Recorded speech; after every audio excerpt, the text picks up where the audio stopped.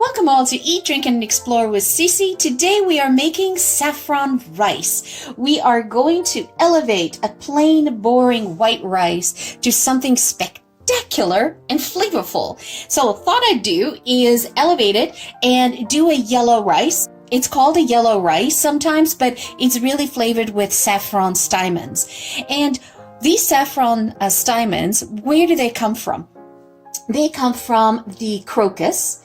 There's a specific crocus that it comes from, so I'll put that name up on there. But it's a crocus that is grown and cultivated predominantly in Spain, in France, in Italy. For example, in Italy, it would be at the lower Apennine mountain spurs, further south. And then you also have them now being grown in Greece, in India, in South Africa. These that I have here are from South Africa, but what I want you make sure you guys do is make sure you get really good quality saffron. If the saffron is cheap, you look at it and say, oh, that's a really good price. Guaranteed that is not good saffron. That saffron has been augmented with something else. They have been known to add sawdust into the mix, add turmeric into it as well. So you want to make sure that you have really good quality ones. So you can see here, the stamens are plucked by hand. There are 3 stamens per crocus. They're plucked by hand, and then they are dried in. They're dried using charcoal fires to get that. So these are the perfect strands. So, for example, you see here they come like that, very, very clean in there in this big jar over here. You can definitely get them all over, but make sure you're looking for really good quality. Again, if it's too cheap of a price, guaranteed it's not good quality. So it's worth spending the money on this, and this is a very little amount. For example, this little thing I think I paid maybe like $12 or $15 for that, but it goes a long way, so don't worry about that. So what I did here is I pulled like a bunch of strands out, so pick about 10 or so, because what we're going to do is we're going to grind it to a powder, and then we're going to bloom it. And what does blooming mean is basically we're going to extract all of those flavors. So before we do that, why don't I quickly run through the ingredients that we need. So we have basmati rice here. So that's a cup of basmati rice. I have 1.5 cups of vegetable stock. Now, you can use vegetable stock, you can use chicken stock, you can just use plain water, but I'm all about flavor. So I want to up the flavor component. So I'm using vegetable stock because I wanted to keep this vegetarian type of style for anybody to eat through there. And keep in mind that when you're making basmati rice, the ratio is always 1 cup of basmati rice to 1.5 cups of liquid.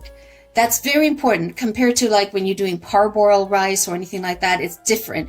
This one is definitely unique. And then the other thing too is we are going to wash this. So I'm going to wash this off camera. I'm going to run it through off camera and wash that. And what that does is it gets rid of any type of stone, any little stones in there, but it also is going to release some of the starches out of the rice, which will then make the rice really nice and fluffy.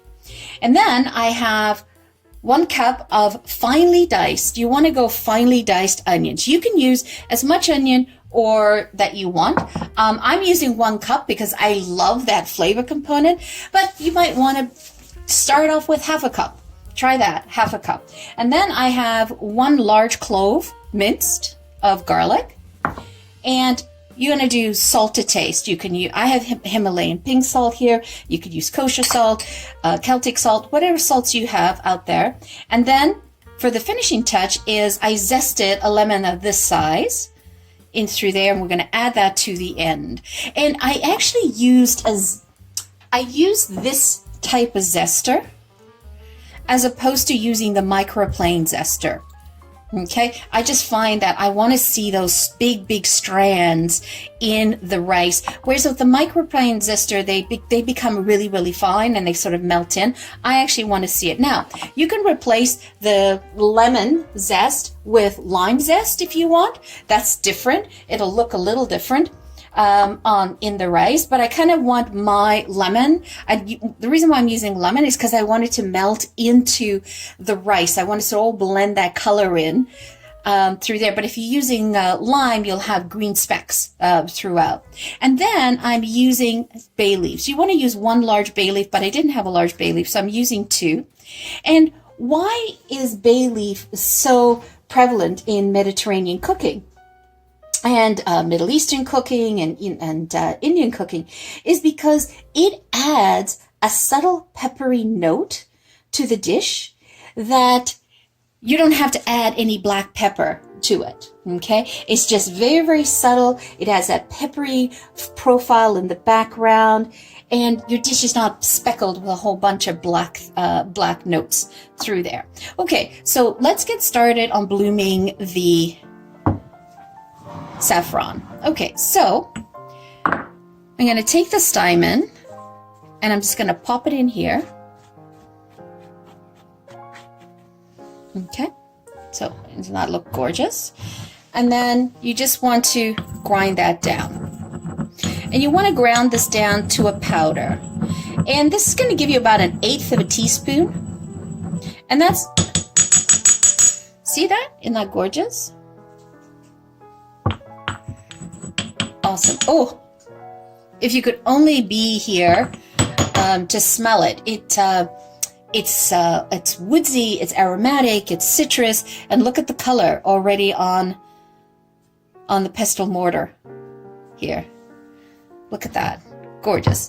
Okay, so what I did is I'm using a wine glass so that you can see it bloom, and I put in 3 tablespoons of warm water. Now what I'm going to do here is I'm just going to add that in.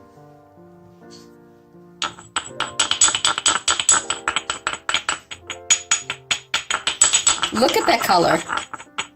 Isn't that amazing? How simple a stymon from a crocus gives you that color. Look at that. Isn't that gorgeous? Oh, look at that. Isn't that incredible?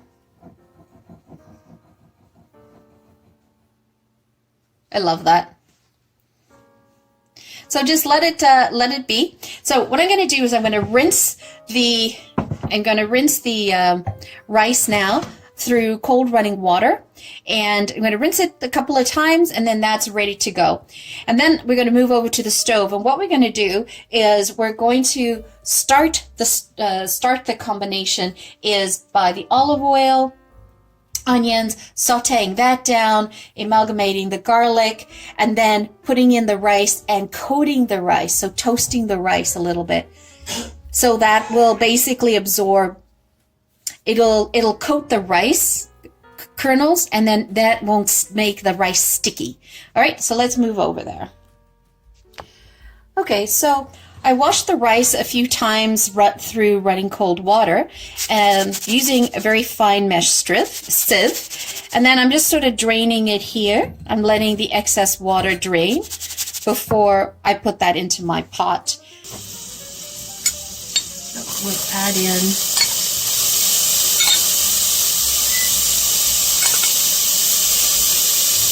the onion.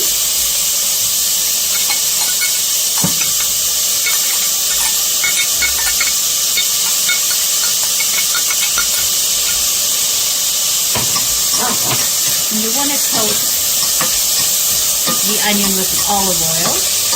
And what you're trying to do is you're trying to soften it down.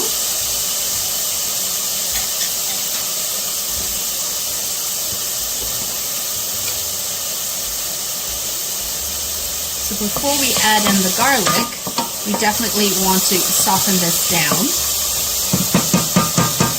Garlic and onion are a perfect marriage of flavors. I mean, the garlicky notes that adds that additional depth to this dish is, I guess that's the best way to describe it. It's that back garlic note that just adds that other level to this yellow rice dish, saffron dish. Just sweat it down for a couple of minutes, soften it out. And the trick is that we're going to fry the rice before we add the liquid, right? And frying this rice in the olive oil with the onions and the garlic, it's going to absorb all of those flavors, and then it'll also bring out the nutty profile of the basmati rice. That's an important element as well to consider. Okay, so I'm going to add in now the garlic.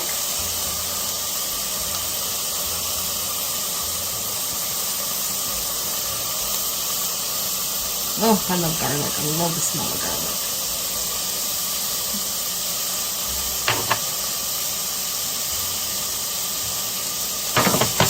Just saute that down.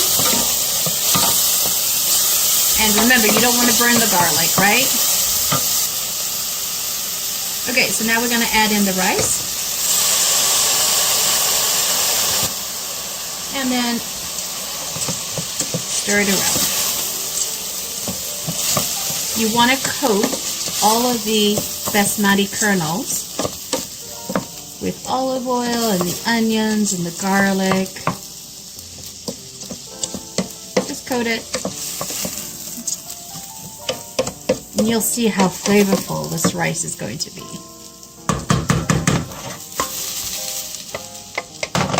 If you don't have a non-stick pot, just make sure it's a heavy bottom pot. And we just let that go for a bit. Before we're going to add the liquid, we'll just let it fry up a little bit. And try to just move the rice around. You don't want to have it stick at the bottom. I mean, in Spain, when you make paella, that crust at the bottom is highly sought after. People love it. That's not what we're doing here. Let's coat that a little bit further. So you notice the rice will start to turn like a pearly white, right? That's kind of the stage that we're looking for. So it's starting to get there. See, nice pearly white. And you notice that I'm literally scraping the bottom of the pot.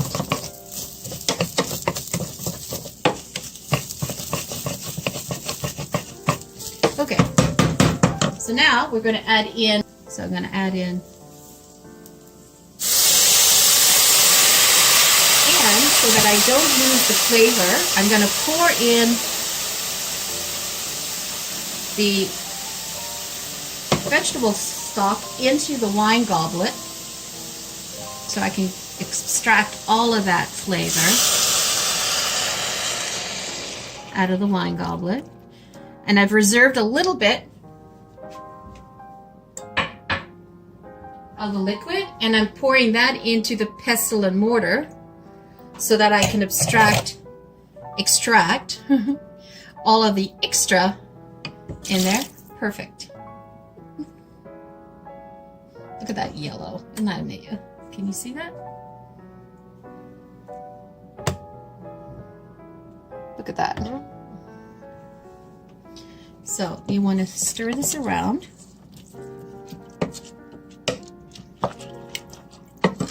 Just grab it all. And then you just cook it like normal rice. You bring it to a boil. And then you turn it down to a low medium and you cook it for about 12 minutes. And I'm going to put the glass lid on that. So let's bring this up to a boil. I forgot, I got so excited with adding the saffron that I forgot to add in the bay leaf. Let's pop that in. Oh, this is going to be so yummy. Look at that, so beautifully fluffy.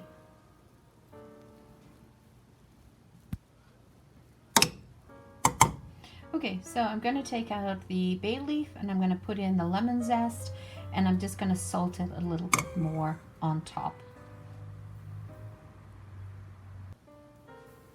So you see why I added lemon zest instead of lime zest? Because it all blends into the rice and you wouldn't really know that it's there, but it adds that gorgeous flavor in the background. So there you have it, folks. You have the beautiful saffron rice that has been augmented in flavor with garlic and onions in there. And then I use some bay leaf and some lemon zest in through there. And just for decoration purposes, I did some flat leaf parsley on the top, but that's totally up to you.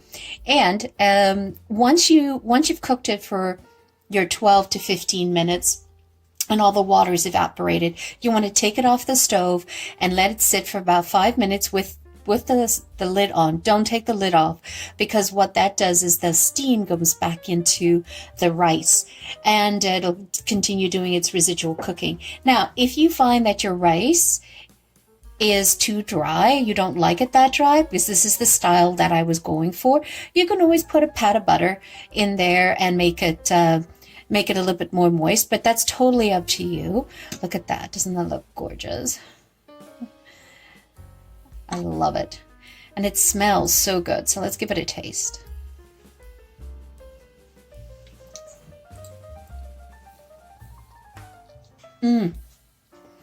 Has that wonderful exotic Middle Eastern flavor component to it. So nice. The lemon zest adds that final little touch that nudges it over the edge. I won't double dip in there, but it's wonderful, and I would highly recommend it. You can use this dish to accompany anything, from lamb chops to pork to chicken.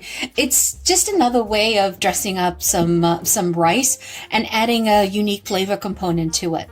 So thank you again for joining me today. It's always greatly appreciated from the bottom of my heart. Please help me hit my 1,000 subscriber goal that I'm trying to reach by the end of this year. If you have not yet subscribed, please consider subscribing.